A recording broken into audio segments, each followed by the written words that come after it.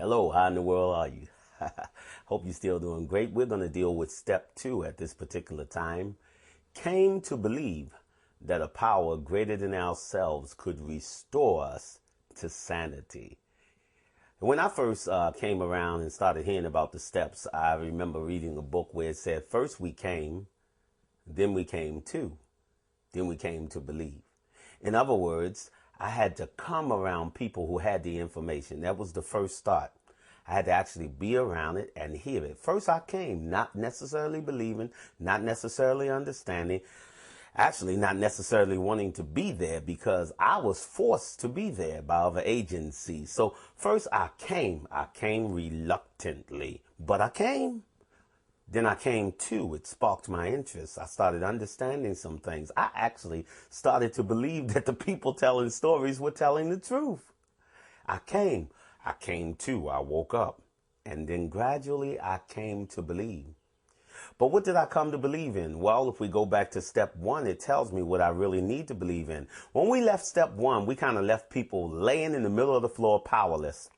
It's interesting to me that people come to 12-step meetings because they feel powerless in a sense. They come to meetings because their life is unmanageable. They come for help. And when they come to us for help, the first thing we tell them is that you can't help yourself and we can't help you either. I mean, that's kind of strange. I mean, we leave them laying in the middle of the floor. The first thing we tell them is that you are powerless. Your willpower will not help you in this instant. A friend of mine used to say, if you have a diarrhea and you just try to use your willpower against diarrhea, see if it works. If you have cancer, I know and understand that faith and willpower may help you to live longer, but willpower is not the cure to cancer. If you have diabetes, well, willpower may be used to help you in some instances, but willpower is not the cure to diabetes. Willpower will not help you to overcome certain diseases. And it's the same way with addictions. Willpower is not your cure-all. As a matter of fact, that's one of the things we want to do. We want to strip you from believing in the fact that you have the power to handle the situation. So now we have you laying in the middle of the floor saying you're powerless. Well, anything that's powerless, I think needs what? Power. It needs power. And so you may have, let's say, a television, a computer, a radio, perfectly workable, new, maybe the best model ever made. But it does you no good unless it's connected into some power. It doesn't matter what it is. It has to receive power from outside of itself. Once it receives power from outside of itself, it can work the way it was originally created to work. And so we left with the first step saying we're powerless. The second step says we know where you can find power. We know where you can find power. And so just come. If you come, you'll come to believe. Come to believe in the power greater than yourself. Now, we're not telling you who or what or how the power operates or what the power is, but if you come, you'll come to believe in a power greater than yourself. Somehow this power is outside of me. I've tried all I know. My willpower can't handle it. But if I come and hear the information, I can come to believe in a power greater than myself. Of course, some people say that's their rooms. When they go into the room, they know that those people collectively have a power that they don't have individually. That's the power of community. And when we come into community, we can often do things we can't do alone. And so when we come into community, they have more intellectual power than I have by myself. They have more physical power than I have by myself. They have more spiritual power than I have by myself. So some people say just come to believe that a power greater than yourself could actually be a home group, could actually be a community of faith, could actually be anything greater than you outside of yourself. Come to believe in a power greater than myself. And that's what I had to do because I have no power. If I'm disconnected from power, I have to be connected to power. That's what the second step is saying to me. We're not telling you what power you have to have. We're not telling you how you have to be connected to it. We're just saying that if you come, you may receive the grace of believing in a power greater than yourself. But then it turns around and says that power greater than yourself can restore you to sanity. Now they're really trying to get to me. They done threw me in the middle of the floor. They done told me that I'm powerless. Now they're sneaking up the backside of the mountain and they're going to try to tell me that I'm insane. Can restore me to sanity. Well, the truth of the matter is, well, some addictions in the DSM-4 are seen as mental disorders. Chemical dependency, alcoholism, they are mental disorders according to the DSM-4 psychological Bible. They don't know everything, but before that was even written, AA and NA was saying we need to be restored to sanity. They're saying something about the way we think. Now, when I first came around, I thought that the insanity was, let's say, stealing money from my child, cussing my wife out, sneaking into places where I could be killed any moment, being around people that I would not otherwise be around, hanging around lower companions, as they say. I thought the insanity was the things I did when I was in my addictive behavior. When I was in my addiction, I did insane things. You know what? That's kind of normal. You know, that's kind of normal. If you take, I remember Father Martin said, if you take an old lady and put her under ether in the operating room, she may begin to babble all kinds of things.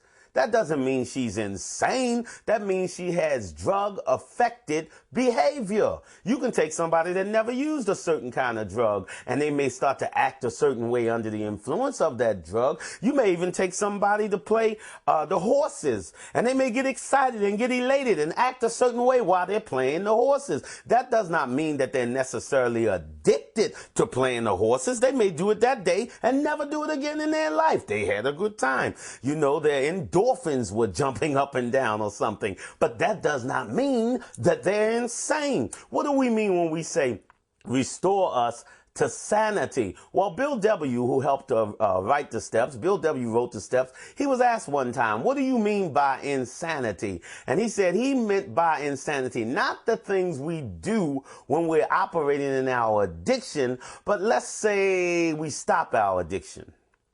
And we got ourselves another nice job, and we're starting to make some good friends, and things are going well. Now my spouse begins to start believing in me again. My children are calling me daddy. They're not afraid to come up on my lap. I'm no longer going to the seedy side of town. Everything's going great. It's a hunky-dory time. Zippity-doo-dah day. I mean, everything is great. Everything is fancy. Everything is nice. I'm just having me a great time. And in the midst of this great time, I say, woo, I think I'll go have a drink. I think I'll go snort some heroin. I think I'll go play the numbers. I think I'll go mess with a prostitute. I think I'll go overeat.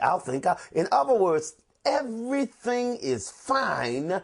And all of a sudden, this little thing in the back of my head says, go for one, Bernard. Just this one time. You can do it successfully. Now, I said in step one, I was powerless. I said in step one, I was unmanageable. I said in step one that I could not predict what was going to happen to me and that I couldn't handle the situation, that I surrendered. But step two tells me that there's a little something inside my head that every now and then will spring up and say, just do it this one time. You can handle it. You know what that is? That's the insanity, Bill W. said. That's the insanity that we're talking about. That in every alcoholic, every addict, every person that's addicted, there's something in our brain that says, I can do it successfully, and it will pop up every now and then, just this one time. I can do it successfully.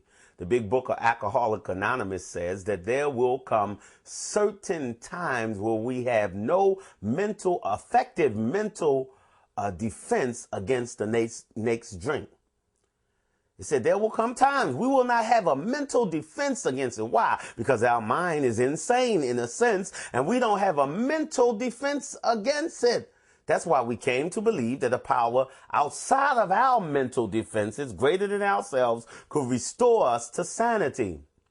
The sanity I need to be restored to, I need I need a power greater than me, whether it's going to the groups and hearing from them all the time or whatever. I need a power greater than me from outside of me to some kind of way begin to renew my mind. So some kind of way begin to reshape my mind and change my mind so that my mind rids itself of the insane thought that one day I'm going to be able to indulge in this addictive behavior successfully. I need a power to do that for me because I'm powerless and I can't do it. And they tell me that if I come to the meetings, I'll come to believe in that power. That power will somehow get a hold of me and change my thinking. One of the most misunderstood words today, I believe, is the word believe. Came to believe that a power greater than ourselves. Unfortunately, many people say they believe in things that really have no impact on their life. A friend of mine says that's practical atheism. You know, I deal with a lot of alcoholics and addicts, and a lot of times they tell me that they have a strong belief in a higher power. They say they believe in God. I say, you believe in God while you were smoking the pipe? I believed in God. They say they believe in God while they're doing all kinds of things that they really don't want to do and that's offending their family, but they say they believe in God. I think a lot of us, because of our religious training, have been taught that belief has to do with creeds.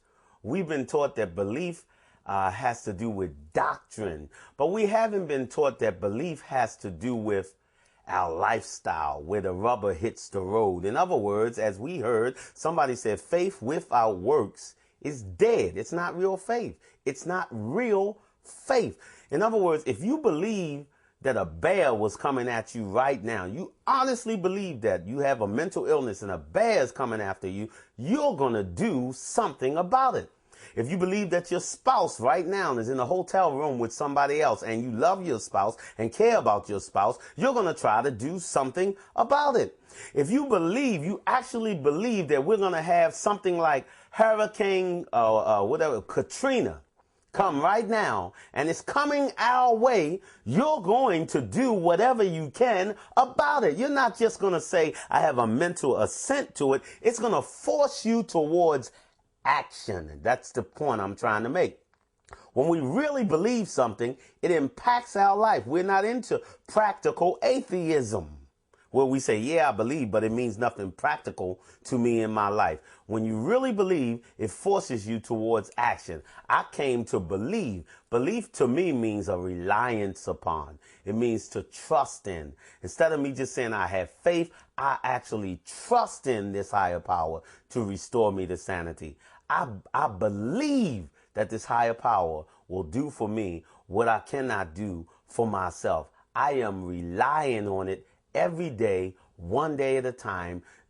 Sort of like you heard the old story, the children of Israel each day had to go out to receive manna. They couldn't collect more manna than they needed because it would spoil. But every day they had to depend on another power to supply their daily bread, as we say, our daily bread. Well, every day I have to rely on and depend on a power greater than myself, helping me to think in a sane way.